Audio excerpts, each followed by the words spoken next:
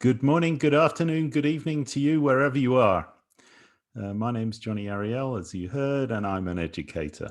And we're recording on February the 2nd, 2021.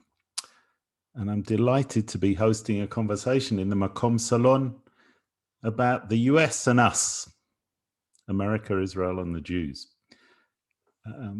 It seems like you don't have to be a great visionary or a phenomenally talented forensic psychologist to see that the relationship between the US and Israel and the Jews is one that has been with us for a while, is with us now, and will continue to be with us as far as we can see into the future. And so we think it's the most appropriate thing we can do at this time of tremendous division and change. Division within Israel, division within America, changing administration in the US.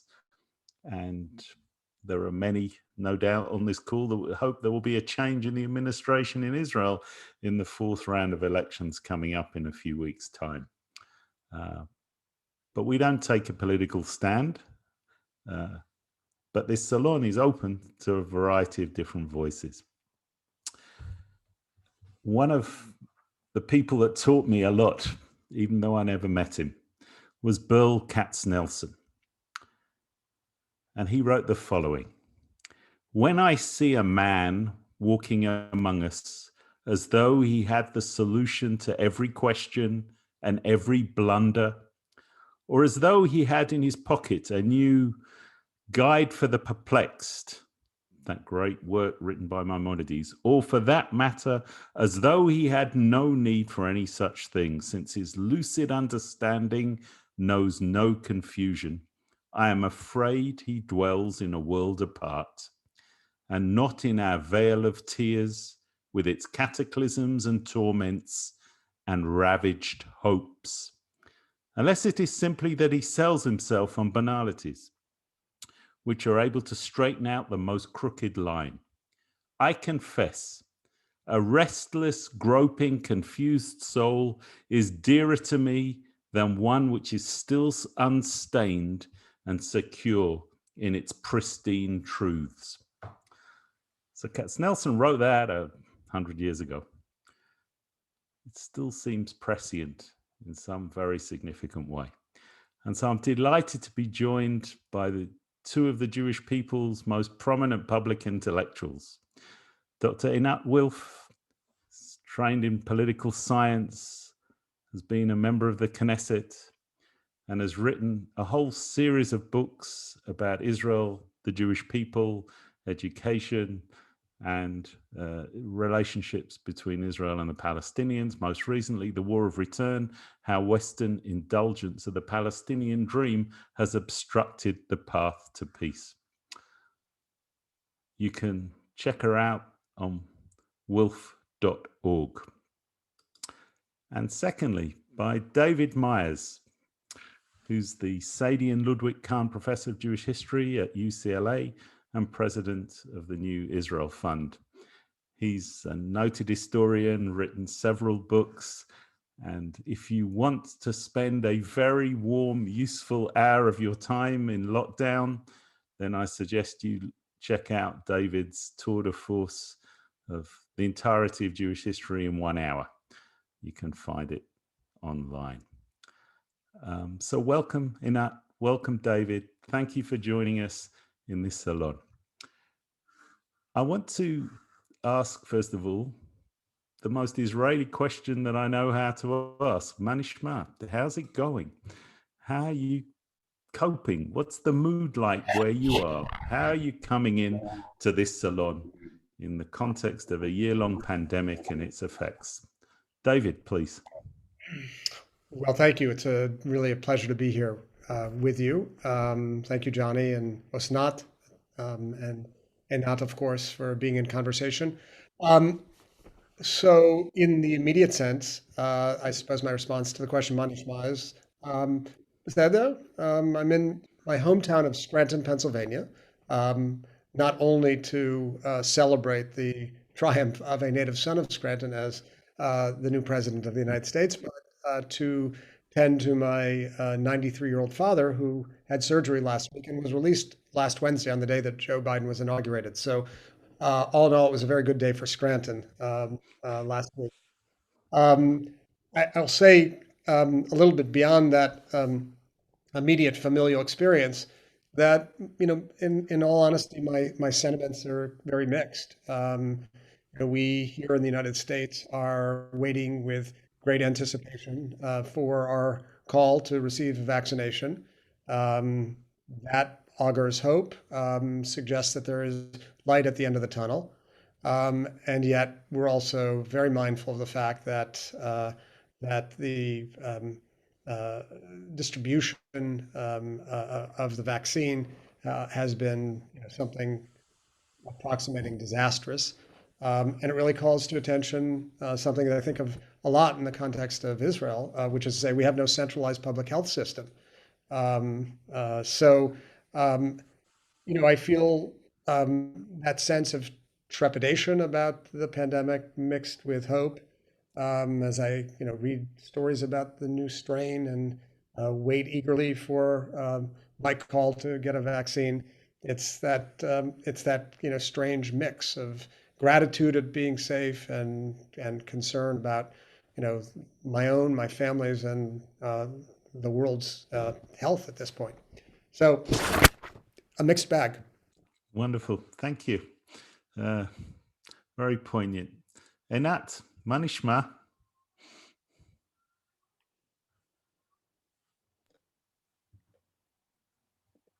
Can you hear me? Yes. Okay, so I'm good. It's been an interesting year, to say the least. It's been very Little House on the Prairie, as I've basically stopped traveling and began to homeschool my kids, which has been actually a very positive experience. That the main upside of which is that now I absolutely don't care about their school schedules anymore. And I can imagine one day just taking them out of school for 2 months of travel or going here or going there, because I now have this new skill set, which I can employ whenever I want. Um, Generally, I am deeply frustrated at global decision making. I am part of a project that analyzes through probability theory all the possible solutions to the pandemic. The remarkable thing is, even without vaccines, we already have all the information we need to provide protocols for treating those who are sick, for reducing infection rates, and the fact that everywhere, it's not just in Israel, everywhere global policy is taking the most difficult routes, whether it's closures, whether it's vaccines, rather than much, much, much simpler solutions, which are known, by the way, because ironically, they were the treatments given to President Trump when he was sick. It's deeply disturbing. I'm beginning to find myself believing in, I don't know, vaccination industrial complex, or various, the fact that simple treatments that are easily available, but there's no profit motive, are not promoted, whereas those that do give profit are promoted. What I've learned is that global decision making, whether in health or anywhere else, is about as far from reason and rationality and science as could be. Everyone says, listen to the science, but about 3.5 people in the world know how to really read science. And that is deeply frustrating. Wow. Sobering indeed. Sobering indeed. This is not the first time that we've had David and Einat in a conversation. The record of one of their first conversations together is in this book that came out, that this series is dedicated to, and you can get that online at Amazon. The next question is about the US. The pictures of rioting in the Capitol building, and yet the peaceful transition of power that's led to President Biden. clearly reflects a deeply divided USA. You know, that 80 million people vote one way, 75 million or whatever the exact numbers are vote the other. After all that's gone on in the last 4 years, I want to hear from you. What are the two of the most poignant underlying trends of the American project writ large? David, please. Yeah, so I mean, this is the question that we are all preoccupied with now. And I would say the first very poignant and distressing factor to figure into any kind of understanding for me is the drift that we see in a substantial number of Americans, whom I would divide into two groups. So there is, and we should just state it clearly, a growing number of people in the United States committed to a white nationalist ideology that includes as part of its political program violent overthrow of the United States government. And you would say that's a far-fetched proposition, but we saw it on January 6th. And we know from increasing reporting and intelligence accounts that the phenomenon is growing or has grown very substantially over the last 4 years. And that's deeply distressing because it augurs the prospect of violence in the streets of the United States directed against government institutions. But along with that is the realization that, as you said, Jonny, millions of Americans voted for Donald Trump, and a substantial portion of them, 70% of Republicans, still persist in the beliefs that Donald Trump won the election. And that raises not just political, but like core epistemological questions. What are people seeing? How are they processing knowledge? And what that leads one to ask is, what are the underlying causes? And I don't know, that we can analyze adequately all of the underlying causes for that drift within those two circles that I've just identified, sort of the hardened core armed insurrectionists and the broader set of millions of Americans who doubt that Joe Biden was elected. I should add, abetted by members of Congress. One thing that I would just want to put on the table is that in terms of understanding that profound polarization and I would say detachment from reality, I'm really struck again and again by the segmentation of the media landscape, the division of the media landscape into so many different niche markets, each of which caters to a very distinct constituency. And I know I participate in that as well. I tend to go to the news site or channel that gives me the news, or more likely the commentary that I want to hear. We sort of, some of us think nostalgically back to the era of Walter Cronkite of CBS News, and before him, Edward Murrow, sort of iconic figures to whom a large majority of Americans who paid attention to the news would tune into on a nightly basis. We've lost that. We have a now, deeply polarized and segmented media landscape. And what that means is that we've lost any sense of shared values. We've lost all sense of a commonweal. And so I think we really have to figure how to deal with that if we want to recapture any meaningful sense of the well-being and welfare of the whole.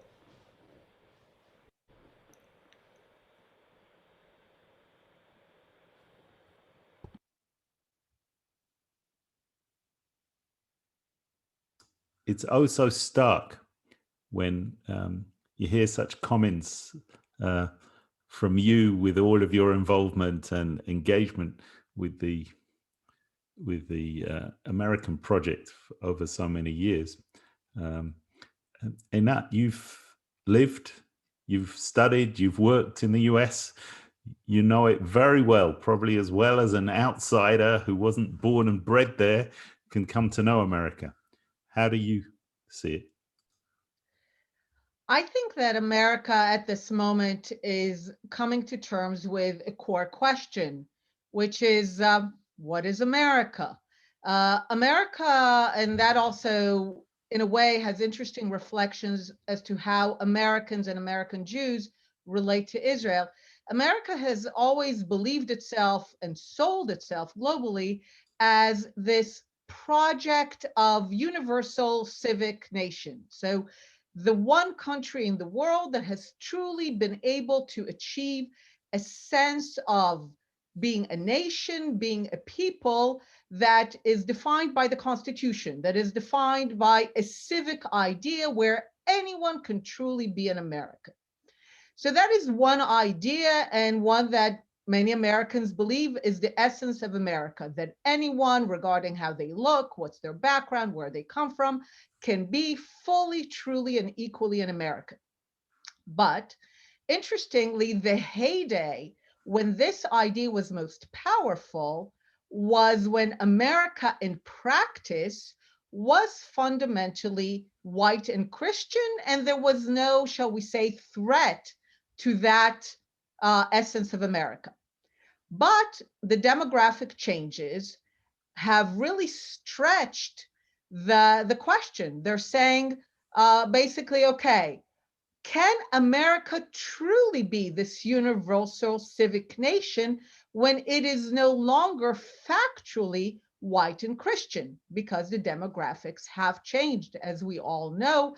We see it in the presidential elections, and they exist in the numbers.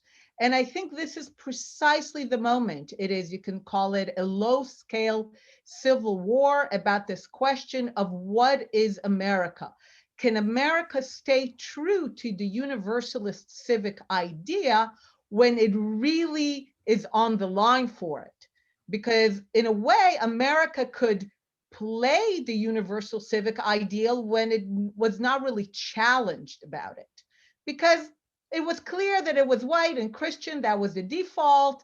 Everyone pretty much assimilated into that default, and it was not questioned. But when that is not longer the default, can people still feel comfortable, and can America really live up to this idea of a global or a civic nation? And it's in the midst. I mean, the question has not been settled yet. Yes, indeed. But both of your comments remind me of the way I was introduced to one of the great liberal fallacies.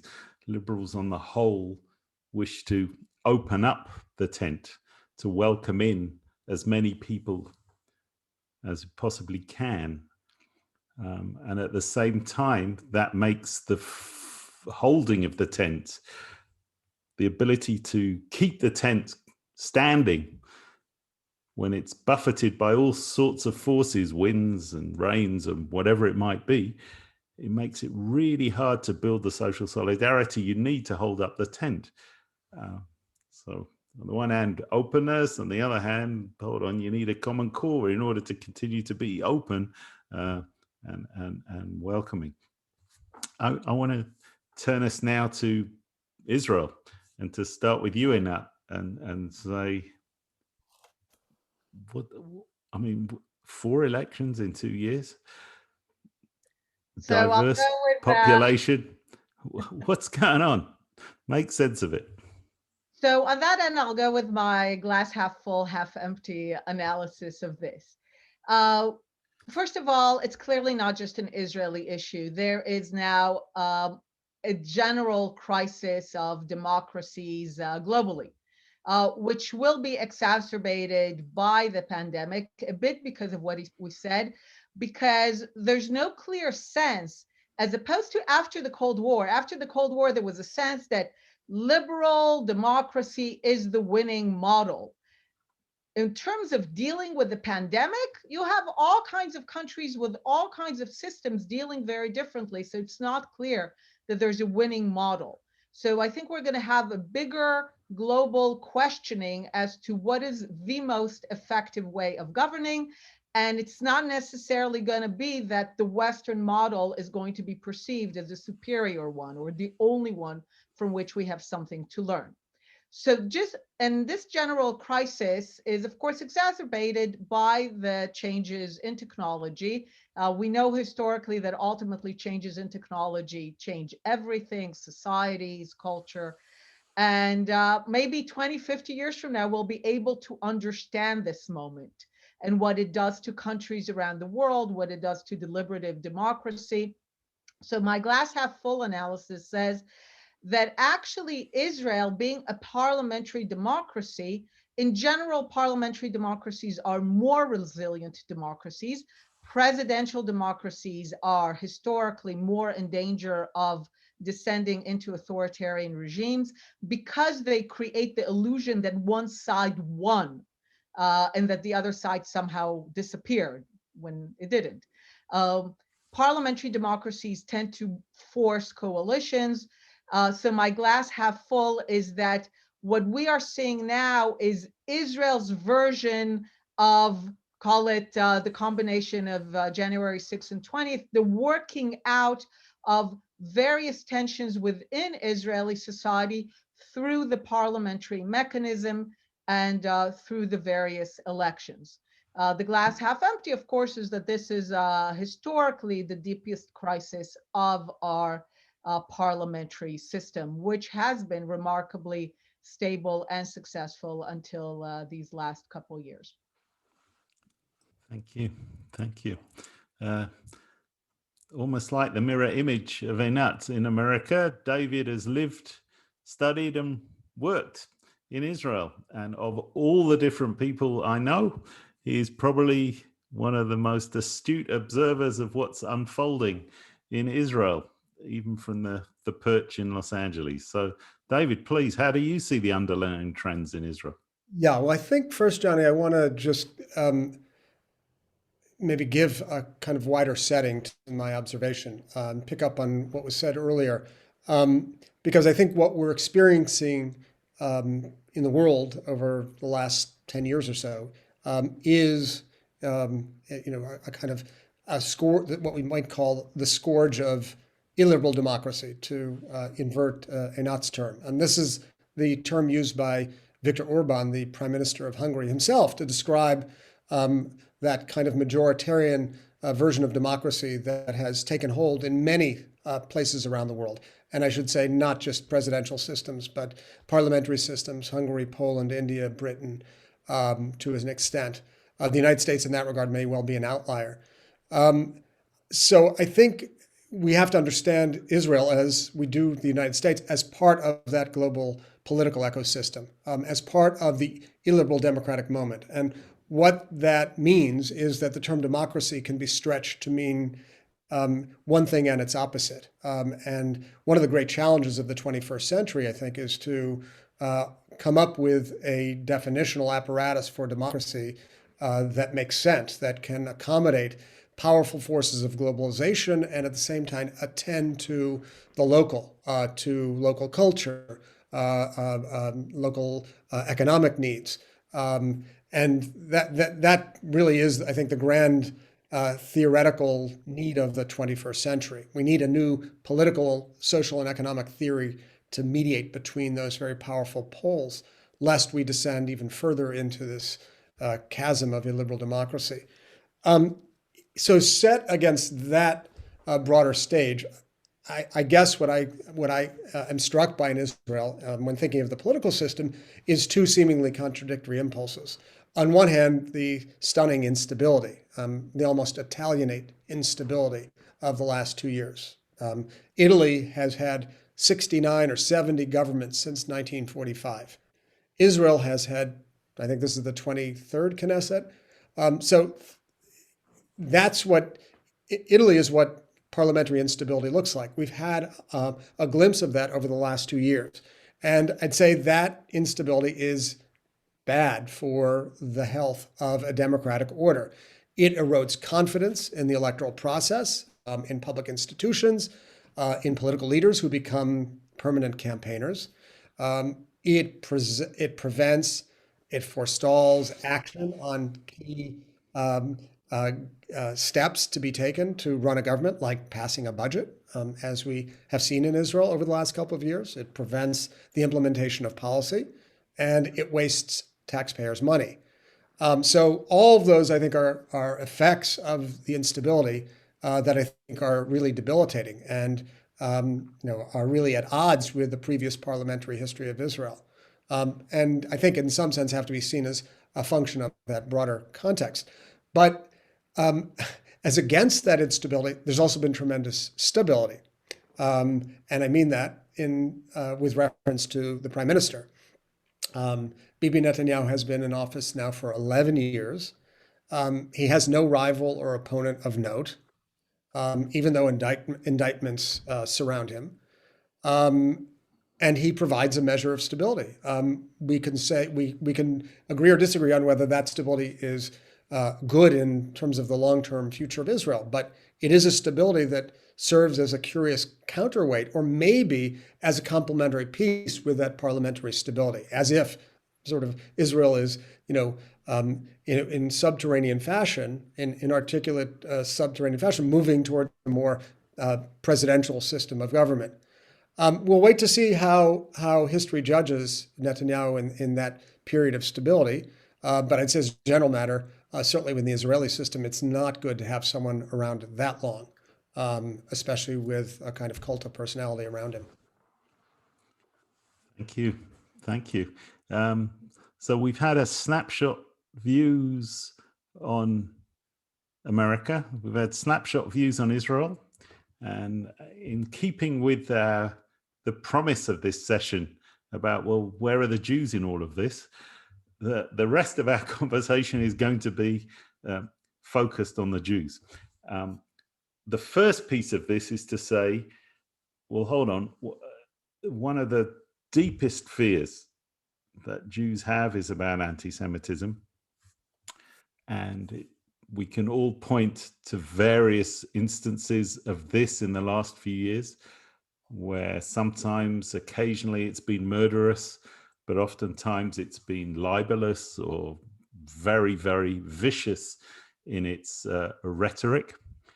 And so we want our poll this time to be a dipstick test as to how do you, the people listening in on this conversation, how do you see it? So, Osnat, please, can you post the poll? So compared to 10 years ago, do you feel more or less safe as a Jew in the world? And use the chat function to explain why you gave the response you do. Do you feel more safe, less safe, the same now compared to 10 years ago? And then we'll invite our conversationalists to give their responses. This is fascinating.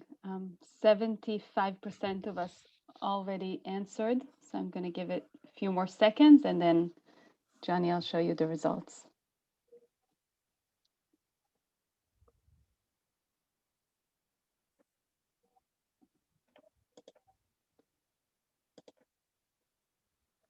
Very interesting. Okay, so obviously this is not scientific, but it's a little finger in the wind dipstick test. 3% feel more safe, 74% feel less safe, and 23% feel the same. So in thinking about this tense political atmosphere and the mutating nature of anti-Semitism, there's a tendency for anti-Semites to move out of the shadows and gain some degree of prominence. And as we've all witnessed in the last, couple of generations probably, Israel has always found its way into that anti-Semitic discourse, even though it's a changing discourse. What is the best way to protect the good name of Jews, Judaism, and Israel in the public square? David, can you take this first, please?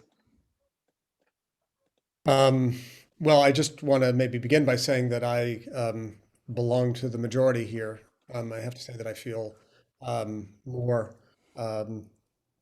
unsafe. I feel less safe over the last 10 years. And that is principally, in my case, because of my sense that there is an increasingly emboldened and brazen, violent extremist, domestic terrorist threat that has now been named by various intelligence agencies, that has anti-Semitism as one of its core principles. I think that we are entering into a very challenging period in the United States in terms of confronting that. I think naming it is one important first step, and that hadn't happened over the last 4 years. So naming the threat is really important. I think as a general matter, naming is important. It's tricky, but it's necessary. It's fraught, as the controversy over the IHRA definition or its codification has demonstrated. But I think we have to nonetheless push ahead and try our best to name. I think we have to be very careful and discerning, and not I'm just going to sort of jump into the controversy du jour here over the IHRA, and not use definitions of anti-Semitism as political cudgels to gain points. I think that's a tendency that we've seen of late. I think we have to resist that impulse. So at one and the same time, we have to be prepared to name and call out. And we also have to be prepared to make very careful distinctions and refinements. For me, I guess the sort of the main underlying question is really, how do we contend with the great force multiplier of anti-Semitism and xenophobia in our time, which is the internet. I think we can point, as one of the people in the chat, I think Ria chatted, to this current moment of political instability, which is a perfect incubator for group-based hatred and anti-Semitism, and has been repeatedly throughout history. But we have this new force to contend with, the internet, which was heralded as the great democratizer, the great leveler of difference, the great open access to all knowledge. And yet, as we have seen, it is also very clearly a very substantial and dangerous pipeline for xenophobic and hate-filled sentiments, and in some instances, prescriptions for actual acts of murderous assault. The challenge is, who's going to regulate the internet? The whole sort of grandeur of the internet is it's unregulated. I think this, along with the question of how we contend with the sort of pendulous swing between globalization on one hand and a kind of chauvinistic ethnocentric nationalism on the other, this is also a great question of our time. How do we contend with the internet? And this may seem like an abstraction, but I am part of actually oversee a research team at UCLA that looks at white nationalist expression in Southern California, and part of our challenge is restricting the research field to just one area, given how global the connections are through the internet. So I think there are important questions of definition, and there are important questions of regulation. And then I think we have to really think, when is it appropriate for the law to step in, and when is it inappropriate for the law to step in? And one has to proceed on a case-by-case basis. I think in some instances where the threat of physical danger is omnipresent, it is undeniable that law should play a very substantial role. In other instances where there's a very profound division of opinion about whether something represents anti-Semitic speech or not, I think we have to be somewhat more cautious. So maybe we'll talk about that at greater length. Great. Thank you, David. Einat, how do you suggest that we protect the good name of Jews in the public square? So first, I'll come out as being the 3% who said she feels more safe. I did the number, so I'm thinking I'm that 3%. And I think that really it reflects my sense as an Israeli Jew that certainly the last decade has been one of the safest for Israeli Jews. Um, it explains, by the way, the longevity and stability of Benjamin Netanyahu, which despite his strong baritone rhetoric, has been the most risk-averse leader we've had. This has been a decade in which the number of Jews and Arabs killed as a result of violent conflict between them has been the lowest in the conflict's 100-year history. So for us, I think for Jews in Israel, being unsafe as a Jew meant that we were the targets for decades of Arab anti-Semitism. That was the clear and present danger, which for certain periods, certainly, for example, during the Second Intifada, we felt daily as we were being massacred in buses and hotels and cafes. So we are definitely much, much safer. In addition, the last few years of opening to the Arab world, the Abraham Accords, the sense that the Israeli-Arab conflict is losing steam to the point that we can begin to talk about the end of the Israeli-Arab conflict, and that even the conflict with the Palestinians is ultimately getting into its final stretch where the final contours of enhanced Palestinian autonomy are clear, state minus as it's called, with Israeli defense all the way to the Jordan River. I mean, the contours are already there. So there's really an enhanced sense of safety of being an Israeli Jew in the Middle East, which is new. I mean, we did not have it 10 years ago, a sense of breaking the siege, of really not just having the kind of cold peace agreements that we had with Jordan and Egypt, but really the warm normalization that we're seeing with the Gulf countries. And understanding that at the end of the day, the future of Israeli Jews is in the Middle East. I mean, we don't have the option of pivoting to Asia. So we are, by virtue of our history, are stuck in this region. And we are destined to always remain a Jewish minority amidst an Arab and Islamic dominant region. So for us, the key danger for decades has been Arab and Islamic anti-Semitism and their declared desire to see us thrown out. The fact that so much of this is changing and changing in a dramatic way, and the fact that viscerally Israelis feel that they're not being killed. The number of Israeli soldiers being killed has been the lowest since Israel's birth in the last few years. So I think it is even empirically, we are safer as Jews in Israel than we've ever been. So much of my work, of course, is about the global trends and what's happening to Jews generally, and anti-Zionism and the various forms that it takes. But I can say that personally, as a Jew in Israel, I am far safer. And I still think, despite everything, this remains the answer. My favorite Israeli writer by far is Ephraim Kishon. I'm sure you know. He's this kind of humorist observer of Israel. And he had two great sayings about his life in Israel. He spoke about coming as a Holocaust survivor from Budapest to the refugee camps in Israel, to the Ma'abarot.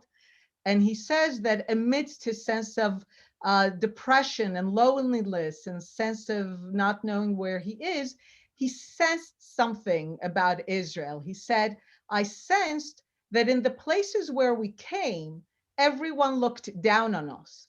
But here, only we were going to look down at each other. And that was a great improvement. And that's really Israel. And the other thing that he said, which I think is the answer still, sadly, is that he said, and I'm adding here, I mean, unlike Herzl's vision, Herzl truly believed that the Jews having a state would resolve anti-Semitism, that it would basically heal the world from its ancient disease because Jews would no longer be considered homeless. But Ephraim Kishon said that even if Israel did not solve the world's anti-Semitism problem, it allowed the Jews in Israel to finally tell the anti-Semites to shove it. So as far as I'm concerned, still the best answer there is. David, do you want to respond? Well, yeah, maybe jump in. I mean, I wish I could share that sense both of safety and also the kind of cheery picture that Einat presents of Israel over the last decade. I'm not sure that that Arab or Muslim anti-Semitism has posed a serious threat to Israel for many decades. I mean, the last when was the last conflict that was initiated by an Arab state? Um, Not just Arab states, the I'm not Palestinians. sure We that were I'm not massacred sure here in the Second Intifada. This remains there the trauma of Israelis. and And it is that was all an because earned. of Arab and Palestinian rejection of the Jewish right to It would be self-determination. very different. That would be a very reductionist view of the Second Intifada, which was, you know, you know, it also included massive Israeli attacks on Palestinian civilian areas. So I think that's a very one-sided view of it. That is not to deny that it was a terrifying proposition for Israelis, but to reduce that you to either the global manifestation of Arab or Islamic anti-Semitism, I think wrenches it out of a conflict between Israelis and Palestinians that has been proceeding for 70 years. So we just contextualize it differently, and I really would suggest that did not, the Intifada, neither the first nor the second, posed an existential threat to the existence of Israel. It certainly induced a sense of insecurity and unsafety, and manifested horrific acts of violence from the Palestinians. There's no doubt about that. But in terms of sort of a sense of existential danger, I'm not sure that really was the defining force. I guess what I would call our attention to is that there is a different way to cast the last 10 years.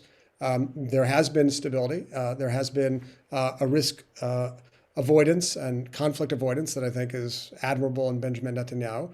But Israel has also suffered from that anti-democratic illiberal virus. And we have seen that in sort of the classic ways, in anti-democratic steps taken by the Knesset, in attacks on the independent judiciary, on the free press, vilification of political opponents.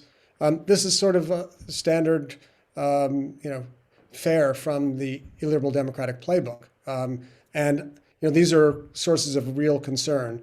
And maybe it's hard to see sometimes from within, but from without, it's quite palpable. We see it in the United States as well. And here, I think we have to connect the nodal points, not just Israel and the United States, but there are many sites around the world. It is a global moment of illiberalism. And insofar as I'm someone who cares a lot about what happens in and to Israel, it's of concern to me. So I guess we just have, a different sense of what that last 10 years looks like. In one instance, born of someone who was living in situ, and another from someone who sort of comes and goes and has an element of critical perspective. Einat, do you want to offer a brief response? Of course. I mean, the blindness to see that at the core of the conflict and at the core of the Palestinian rejection remains ultimately what was the impossibility of the Arab and Islamic world to accept the Jews as equal and sovereign in their midst. Call it whatever you will, but that was it. And this has posed the most significant personal danger to Jews in Israel for the last 7 decades. Call it existential or not, but during the Second Intifada, which remains the governing trauma for Israelis, it defines our political system to the present day, how we think about the conflict. The sense of going out from your house was of playing Russian roulette. You would go out and you didn't know if you would come back. That was the personal sense of every Israeli Jew living in Israel at the time. And by that measure, every Israeli is far, far, far safer today. So call it existential threat or not, but the threat to Jews of being killed by those who hate us and I'm sorry, who hate us for irrational reasons, as much as you would like to believe that those are rational reasons, that if only the Jews did a little bit better in that, and if only the Jews in Israel did a little bit better in that, they wouldn't be hated so much. If anything, we've learned it's exactly the opposite. It's by showing strength and determination that ultimately we're gaining the respect and even the support, and I would say the admiration of partners across the Arab world. And they're finally moving away, and that increases our sense of safety and security. And in that sense, Israeli Jews are far, far, far safer today in Israel than they were 10 and 20 years ago. No, I just I have to want say, I think that the the abdication of any measure of responsibility for the two-sided nature of the conflict, for the presence of an occupation that has been a huge burden and that represents a true existential threat to the existence of Israel as a Jewish state. I find that sort of imponderable. It's hard to wrap my mind around. There has been plenty of venom. Let me ask you a Plenty of simple venom comes from the Palestinian question. Have side. Jews ever Plenty been of venom, responsible for plenty anti-Semitism? of venom and political and military action directed by Israel against Palestinians that is also an important factor in the conflict. And I think to deny or Not the refuse source dealing of with it. it Not the is source, has an never abdication been the of source. responsibility.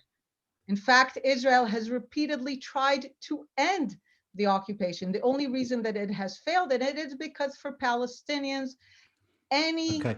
effort I, to end the occupation, which would mean that Israel as a Jewish state gets to live, was unacceptable. And I ask a very so simple question. Have Jews ever been responsible for anti-Semitism?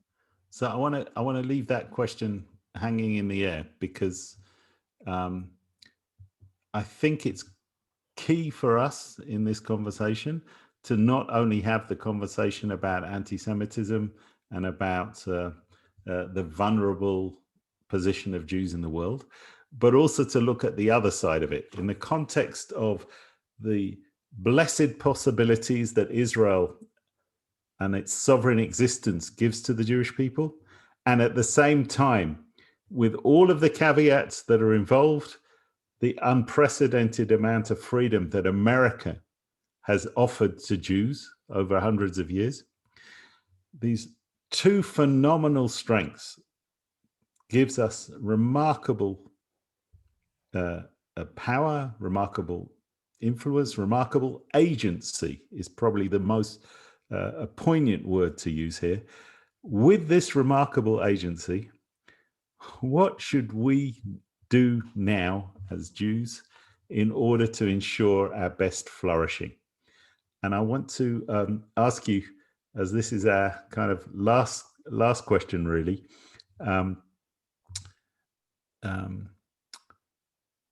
Is there a thinker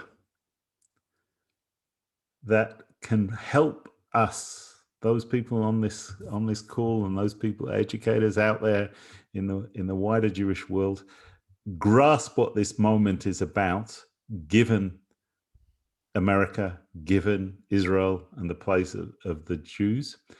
And if you were in an unprecedentedly influential position where you had bags and bags and bags and bags and bags of money, what would be your signature project that you would say, if only we did this, then it would be a very significant contribution to Jewish flourishing? Einat? Maybe let David start first. I'll think about him. Can I do that? Okay.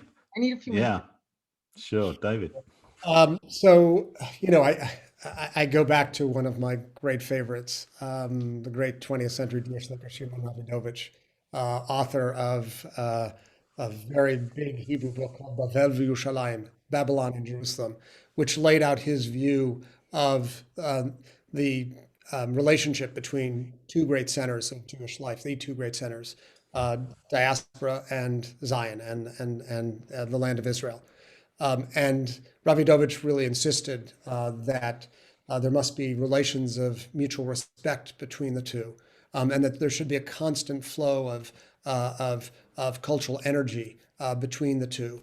and that together they represented the global Jewish nation or the global Jewish people. I think it's really worthwhile to revisit Ravidovich. A number of his writings are available in English. There's a collection of essays called The State of Israel, Diaspora and Jewish Continuity. I just came out with a big volume of his writings called Between Babylon and Jerusalem. And that relates to my proposal. What can we do to increase that mutuality of respect, knowledge, and cultural energy? Well, if I were sort of in that position of influence, I would institute a kind of multi-directional taglit or birthright program that brought Jews from the diaspora to Israel and Jews from Israel to various sites throughout the diaspora to learn. We know what the benefits of the one direction are, but the benefits of the other are that Israeli Jews would learn about diverse Jewish cultures, the challenges of precisely that freedom that you spoke of, Jonny, the challenges of autonomy, the challenges of assimilation, the spirit of rejuvenation that we see in Jewish communities as well, in no small part ignited by fear of assimilation. That kind of exchange, I think, would be deeply enriching and would connect the next generation of Jews about whom we in the United States have a great deal of concern. I think it would allow for a greater sense of partnership, which was a key anchoring principle in Ravidovich's worldview, the idea of shutafut. And so that's where I would go. I would go with a multi-directional birthright program. Yeah. Wonderful, thanks. I'm always reminded of that correspondence, I think, that took place between Ravidovich and David Ben-Gurion over the use of the name Israel. And Ravidovich was challenging David Ben-Gurion as to, but hold on, Israel is me too, is all of us. It's all of us as Jews. How dare you take that name, basically, in modern day parlance, how dare you take that name and apply it only to Jews in a particular, albeit they're in the land of Israel. Anyway, wonderful. Thanks, David. Einat. So I will continue a bit of what I said during the conference a few years ago. I think we are at the moment where the challenges facing Jews in America and Jews in Israel are beginning to depart so substantially that I think at this point it's more important for each community to think about how it meets its own challenges. Jews in America have their fate, to the extent that they stay in America, tied with the future of America. And I think, therefore, the thinkers, it's less about Judaism and it's much more about America. And I think for them, the challenge really is what will become of America and which direction America is heading and how they survive and thrive as Jews in America. And for Israel, it is becoming more and more clear that our future is tied with our thriving in an Arab and Islamic Middle East, even beginning to look eastward. Several years ago, I participated in a conference that was about the decline of the West. And one of the non-Jewish Western speakers there spoke about how Israel and the West, were tied together, and decline of the West poses the same danger to both of us. And I spoke after him and I said, only half jokingly, I said, I'm sorry, if the West is declining, we're not going down with you. And I think that's one of the things about being a sovereign nation. We are diversifying our basket of eggs, and one of my, Jews are very good about kind of telling their story in a way that fits various environments. So I've been speaking, when it was still possible, to numerous Chinese delegations in recent years. And one of the things that when Israelis meet with Chinese people, ironically, is they speak about two great and old civilizations, right? Kind of fudging the numbers for a moment, but speaking as if we are both equals in being ancient and old civilizations, and thereby beginning to kind of attach Israel to the Eastern civilizations, to India, to China.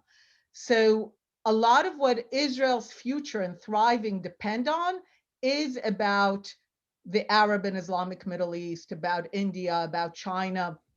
about building a Jewish future in Israel. I think actually I'm incredibly optimistic about this moment in Israel, which is messy and crisis ridden, but it also comes from the point that everyone wants in.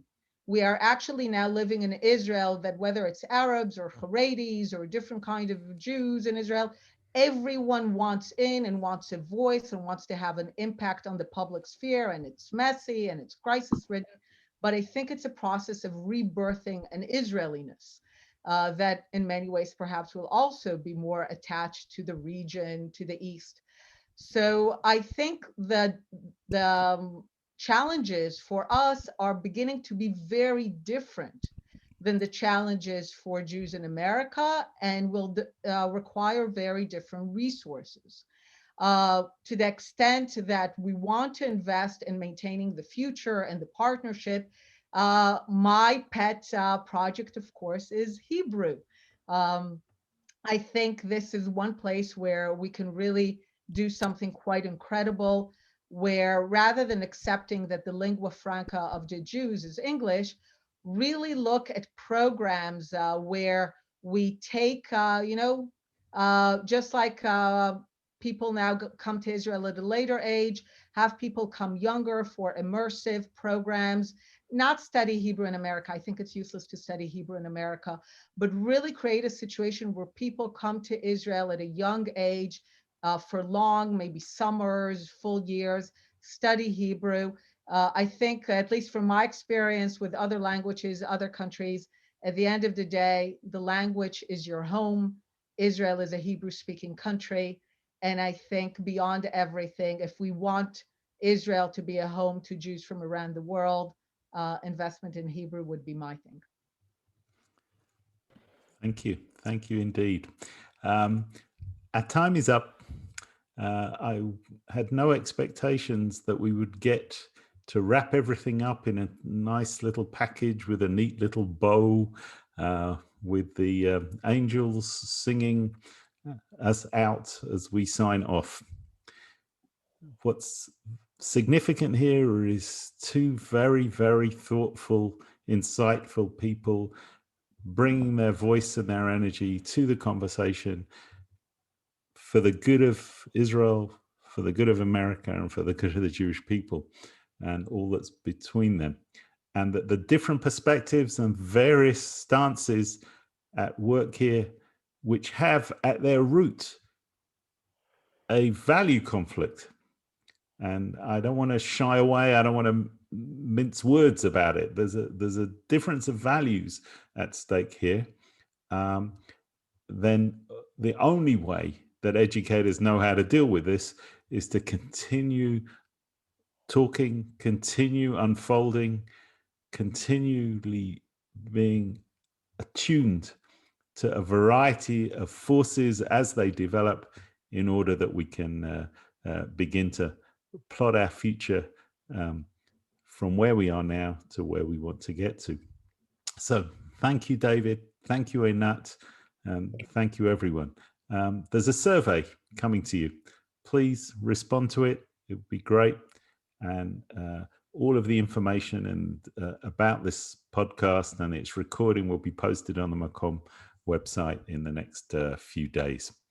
Join us again in a couple of weeks' time, same Tuesday, but Tuesday, February the 16th, where we'll be joined by Pnina Aganyahu and John Levison from Brandeis University to explore what does mature love look like in educational terms for Israel. So thank you very much to everybody. Thank you, Osnat, our producer, and good night from Israel, and good day to America. Enjoy. Thank you.